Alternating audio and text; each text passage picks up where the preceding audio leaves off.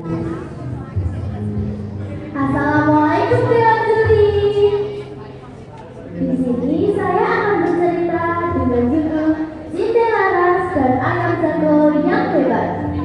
Cerita ini diambil dari sekumpulan dongeng anak versi Lingoes.com. Pada zaman dahulu kala ada sebuah kerajaan yang bernama Jenggala. Sang prabu kerajaan itu bernama Raden Putra. Ia memiliki seorang permaisuri dan seorang selir.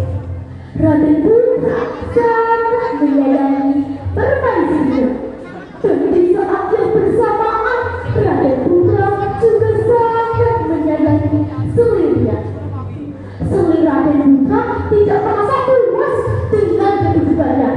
Ia merasa kalah, apalagi mendengar kabar dari samping istana bahwa kini sang permaisuri sedang mengandung anak dari Raden Putra.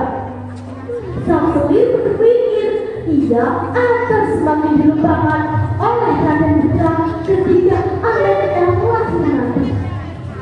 Lalu sang selir diam-diam menyusun rencana-rencana. Ia memanggil ketua istana untuk bekerja sama dan menyingkirkan sang permaisuri dari istana. Jika rencana ini berhasil, sang selir akan memberikan tabib istana hadiah istimewa. Tapi aku ingin menyingkirkan sang permaisuri dari istana. Buatkan aku racun, akan kuminum racun itu. Jika rencana ini berhasil, aku akan berikan kamu hadiah istimewa. Baik selir. Kemudian pada suatu hari sang selir pun sakit keras. Raden Putra sangat kebingungan dan merasa sedih. Raden Putra memanggil dan meminta tabib istana untuk mempersiapkan pengobatan dan perawatan yang terbaik untuk selirnya.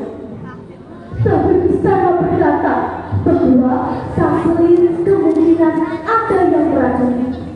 Dari sang selir memperkuat perkataan itu. Ia merasa diracun oleh permaisuri.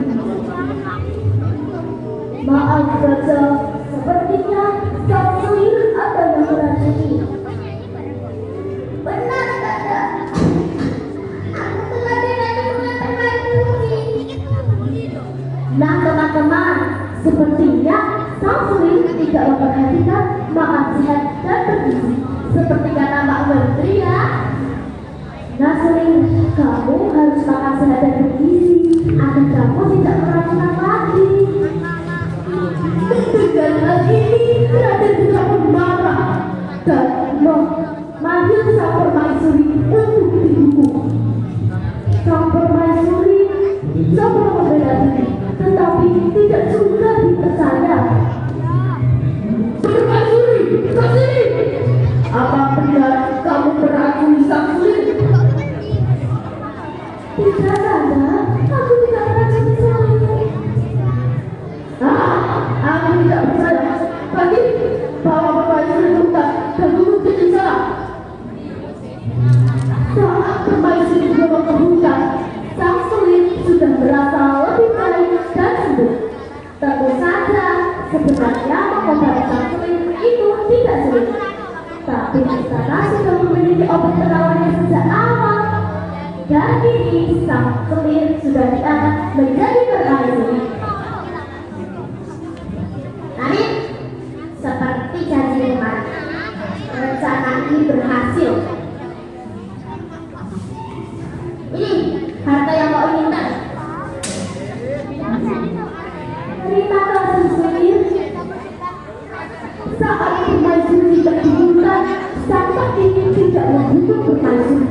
Melainkan sang pati membuatkan potong yang kokoh untuk permaisuri tinggal. Permaisuri sangat berterima kasih. Ia justru mengkhawatirkan sang pati karena telah membohongi Raden Putra. Sang pati berkata, ia tidak perlu khawatir karena ia akan menggunakan darah Musa sebagai pembuktian ke raja.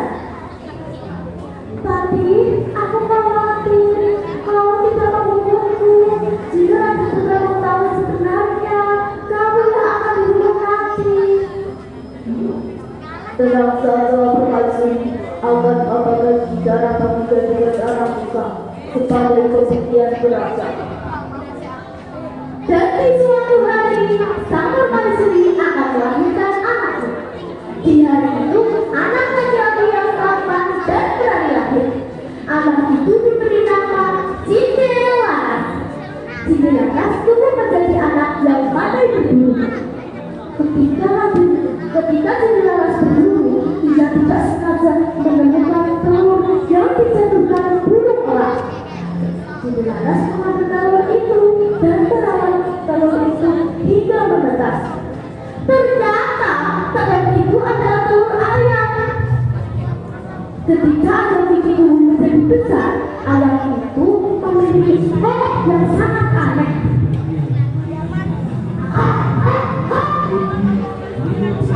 Cinderella mencoba menunjukkan ayamnya ke berbagai perlombaan, dan ayam itu memenangkan semua perlombaan. Raja itu sangat penasaran dengan ayam Cinderella dan mengundang Cinderella ke istana. Dan Raja Putra pun mengadu ayam Cinderella sendiri dengan ayam Raja Putra ini. Jika aku menang, berikan separuh kekayaanku. Tahu-tahu Cinderella ke Raja Putra. Dan Raja Putra pun menyetujui persyaratan itu. Di akhir pertandingan, ayam Cinderella yang memenangkan pertandingan itu.